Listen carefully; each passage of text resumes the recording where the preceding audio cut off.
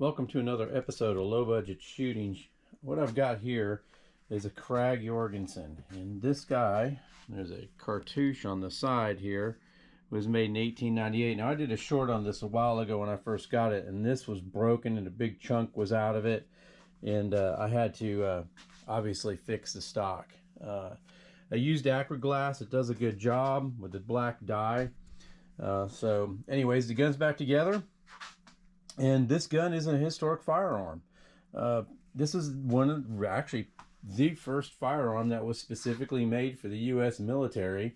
It went through some trials in I think like 1892, and Krag Jorgensen won the contract mainly because of this door right here, where you can just go ahead and drop a round in it and close the door, and it would automatically go into the magazine. And what was nice about it is the bolt, when it was back, you could have a round in it and load while you had a round in it.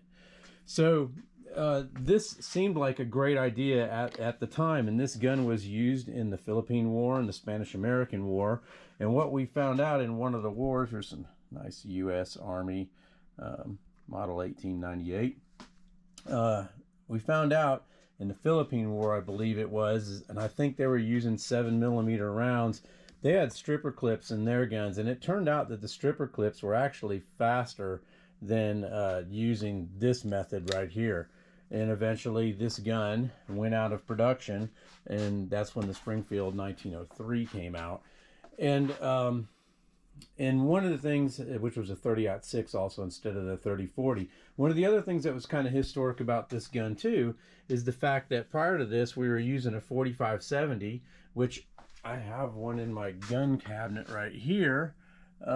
These was a trap door. It was a single shot, and it was a black powder gun at the time. Well, when the military had this made, they wanted to have smokeless gunpowder, and this was the first round made for the military that used smokeless gunpowder.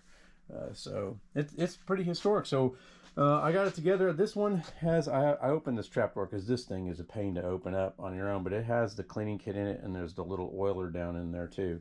But yeah, when you snap this little thing shut, good luck getting that open without using a knife or something. So we're going to take this out on the range and shoot it and see how it does. So there you are. See you in a minute. Okay, we got a round in, got it on safe. Let's move this. I think this bag's gonna have to go up. Alright, like I said, I'm 100 yards away, and okay, let's just see where this thing goes. I don't even know what this trigger is gonna be like. Here we go.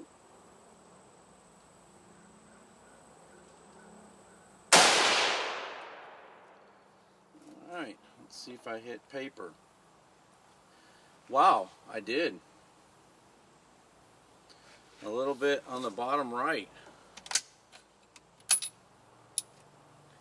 And that was at 2,200 feet per second. And these bullets are actually period correct. We got these when we were clearing out a warehouse, a trailer, that a person had a bunch of gun things. So now I'm going to aim a little bit to the left, because that one actually pulled to the right.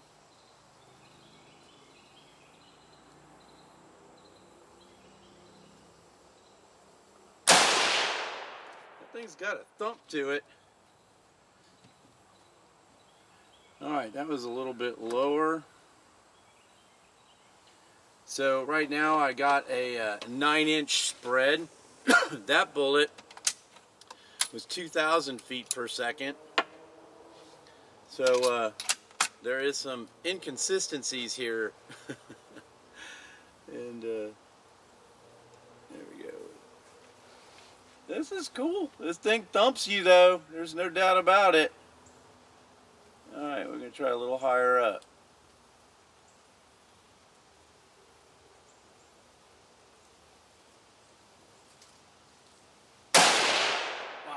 God.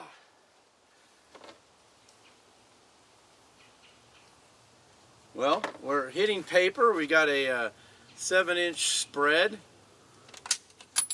This is so cool. That one was 2,080 feet per second. Boy, I'll tell you what, you feel that metal butt plate when you shoot this thing. That is 100% for sure. And it's got a good thump to it for this little carbine. I have a feeling I'm going to have a nice little mark on my shoulder.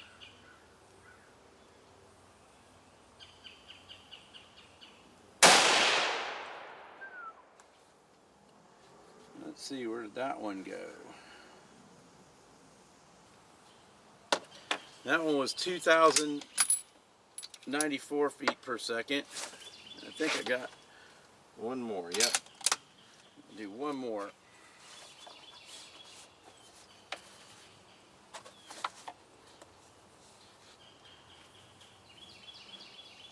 Can't believe I'm hitting a piece of paper from here though. With a 127-year-old firearm.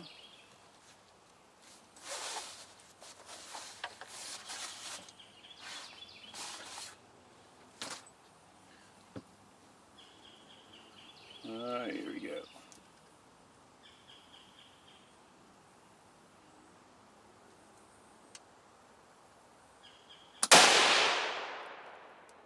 That was like a delayed fire. That was weird. That was like a hang fire. That was 2255, and I don't see where that one went. Oh, yeah, I do. It's right there. So we're basically shooting a 6-inch group with that gun. Interesting. I'm missing one target, one shot. I think it might be. No, I don't know if that's it. I don't see it. That's not bad. So there you have it. There's the Krag Jorgensen.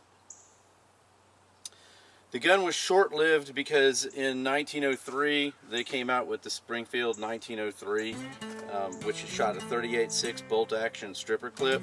So this gun only really saw military use by Teddy's Rough Riders and in the Spanish-American War and the Philippines War. It's a cool gun. It's a cool piece of history, and I'm glad that I was able to share it for you. If you guys enjoyed it, please subscribe. And I got another